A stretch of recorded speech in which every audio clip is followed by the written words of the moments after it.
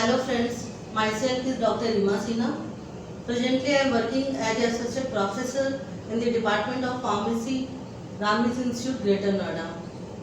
Friends, today I will discuss alkylating agent. This is part of your syllabus Medicinal Chemistry, code 501T. Alkylating agent is the classification of anti-cancer agent. Previous lectures I have already discussed the introduction and classification of alkylating anti-cancer agent. There we have discussed first classification, that is alkylating agent. So today I will discuss what is alkylating agent and what is the mechanism of action it acts as an anti-cancer agents. So let's first to see the definition of alkylation. You must be aware of these terms in organic chemistry, but again I am repeating. What is alkylation? Here alkylating agent, these are the very reactive group.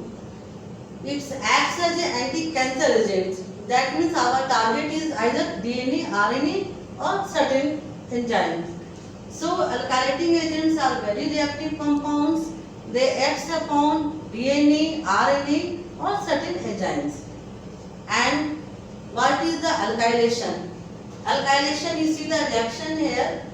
Simply you remember replacement of hydrogen of an atom by an alkyl group is known as alkylation. This is the simple way to remember what is alkylation. How it acts? There is two basic mechanisms. One is substitution nucleophilic 1, another one is substitution nucleophilic 2. Most alkylating agents worked as through substitution nucleophilic 1 mechanism, and few alkylating agents work as through SN2 mechanism. So here the general reactions you just see. Any alkylating agent under physiological condition, it converts into carbonium ion, and this will react with a group which is having high electron density, that is your nucleophile of DNA. Here it will react with nucleophile of DNA, and this is the complex of alkylated nucleophilic part of DNA. After that, what this complex will do? This complex will act on the main target area is guanine. Guanine is the base pair of DNA.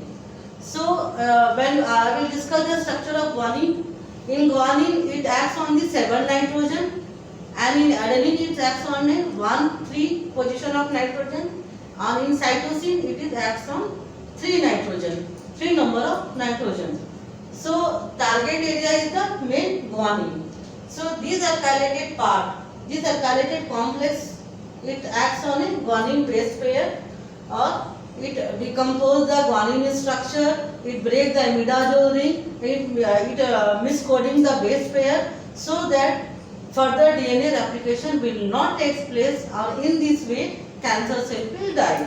This is the general mechanism path of alkylation. Okay, now I will discuss one example, that is nitrogen mustard. This is the sub-classification of alkylating agent. How it works? Just to see the structure of chlorambucil. This is the general structure of chlorambucil.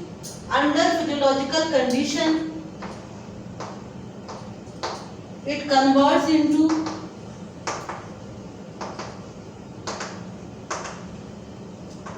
adeninium ion. Similar, you see here R plus. So it converts into adeninium ion. Now this will react with the nucleophile of DNA, and it forms the complex disease. This is bifunctional alkylating agent. So this bifunctional alkylating agent acts on the DNA, target area is guanine. So it can bind with the guanine by two ways. Either it can link intra-strand or it can link cross-link.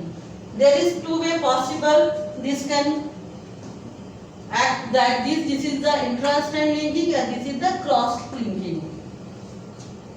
By this cross linking, prevent the replication of DNA from the mother DNA. Or in this way cancer cell will die. I will give the structure of guanine and you can correlate the guanine structure with DNA, how it can entrap the function of guanine. So now I will write the structure of guanine.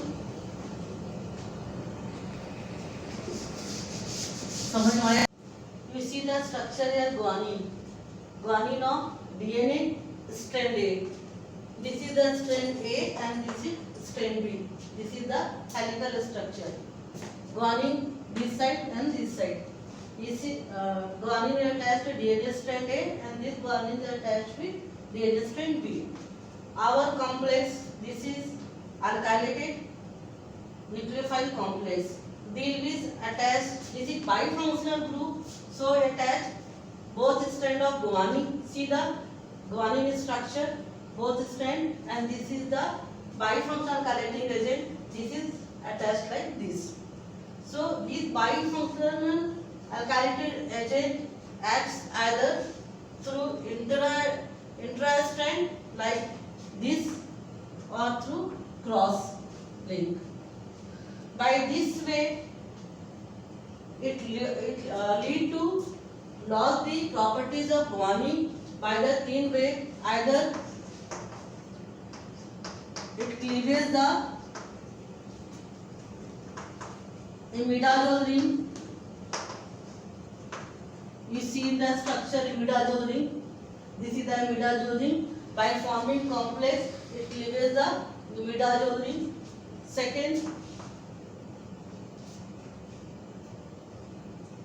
due to this complex formation, it falls miscoding with another base pair. Due to miscoding, DNA replication will not take place.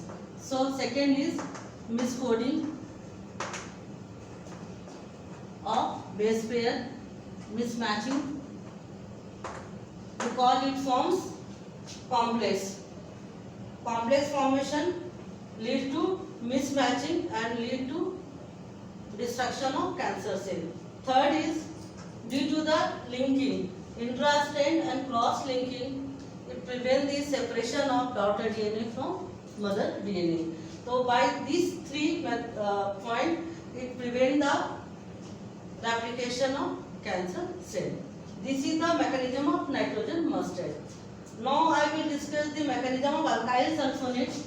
This is the another alkylating agent and very important. This acts through SN2 mechanism and it acts through cross link. Another example I am giving you, that is your nitrosourea.